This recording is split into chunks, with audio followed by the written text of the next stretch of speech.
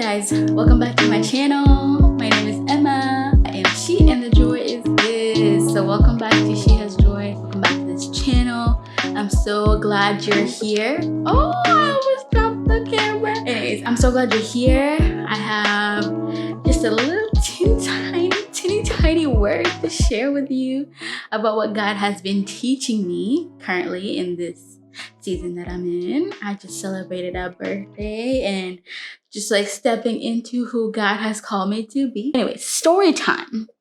The story was, it was my day off from work, and I had one day in between, my stretch of work. I am a nurse, for those who don't know.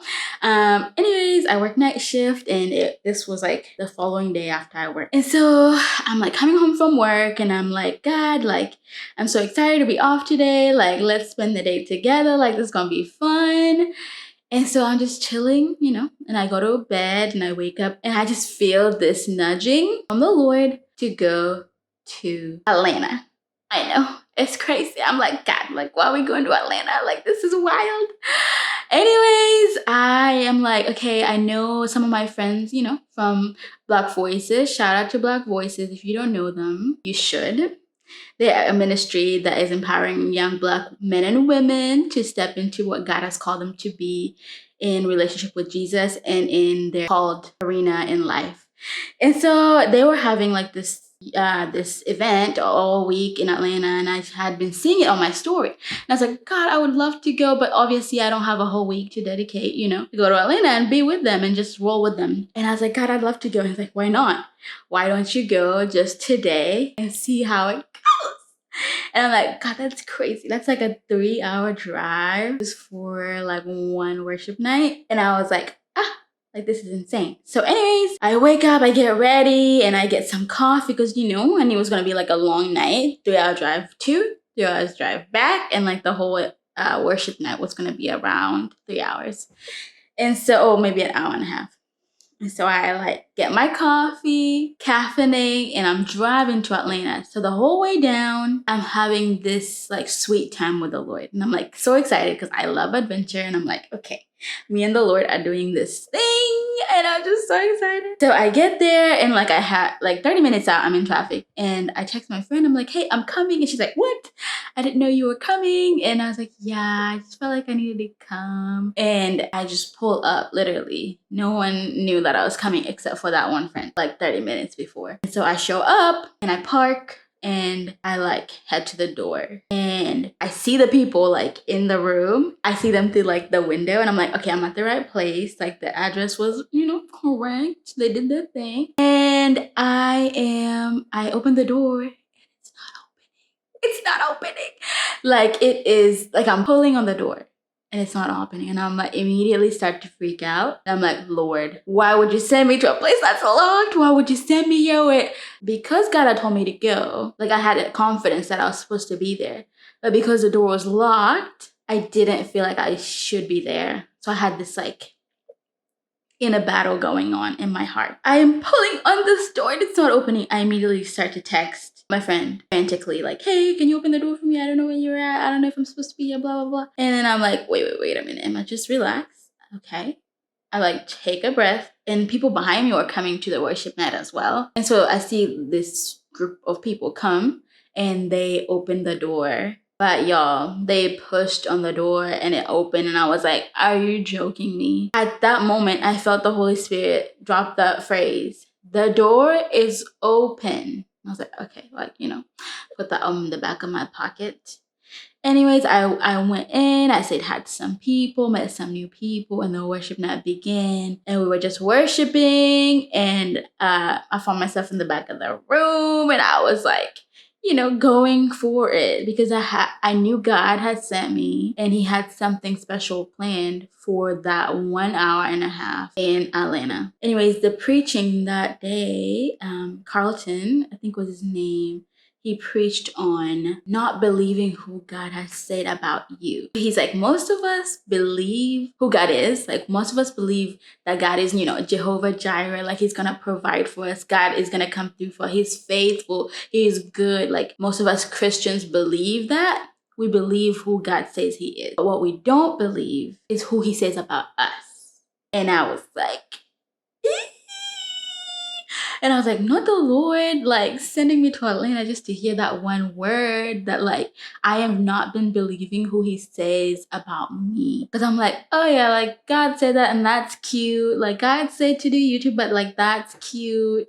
And like other people can do it and can do it better. And oh, God has told me to like be in this city that he's called me to. And I'm like, but like also I really want to be somewhere else. And so it's like, these things that God has said about me, or like the dreams of God that he's placed in my heart that I am aware of, I just think they're cute and I don't actually believe it.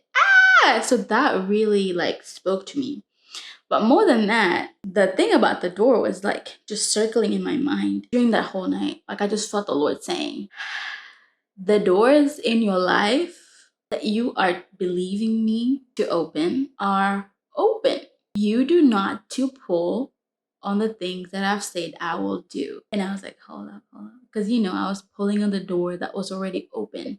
I was striving and like doing all these extra things. I think in this season of my life, I've just been like, okay, God has said this. But I think it's up to me to make the things that God has said to happen. And, that's cute. And God is out there just like laughing at me because it's like, how you think you're going to make the things that God has said come to pass, Emma? Like, how are you doing that? I have felt it to the depth of my core, and I've just been striving. I have been fasting for the things that God has said he will give me instead of fasting to be closer to the Lord. I have been reading my word and trying to obey the Lord in order to be realigned for the things that he has for me instead of just relationship with God. And he was saying, Emma, all you need to do is push, pray until something happens in the things that I've called you to do. Like the door is already open, so you do not need to strive for the things that I have for you. And then the next day, I had just such a sweet time, and actually somebody paid for my gas while I was there, and they were like, hey, I just feel like I need to do this. And I was like, God, no, you paying for my gas and for funding this little, adventure. And it was just like such a stamp of God to be like, no, I did call you to go and you're not crazy. And I have something for you, and this word I want you to share with other people. Anyways, when I came back, the Lord led me to Revelation where he's talking to the different churches. So chapter 2 and chapter 3, he's talking to the different churches, giving them warnings about like how they've been acting and to repent and to turn back to God. God led me to chapter 3, where it talks about the one that opens and shuts doors. In chapter 3, verse 7, it's about the church of Philadelphia. The other churches that I mentioned, God gives a warning. God doesn't actually give a warning to the church of Philadelphia, which is encouraging. Sometimes God is not just like, rebuking. He might want to just encourage. And in verse 7, it says, the words of the Holy One, the true one, who has the key of David, who opens and no one will shut, who shuts and no one will open. The things that God has for you, no man, no demon, no angel, no principality can come against the things that God has for you. And this is what God wanted to speak to me, because he was like, Emma, you are striving, girl. You are striving.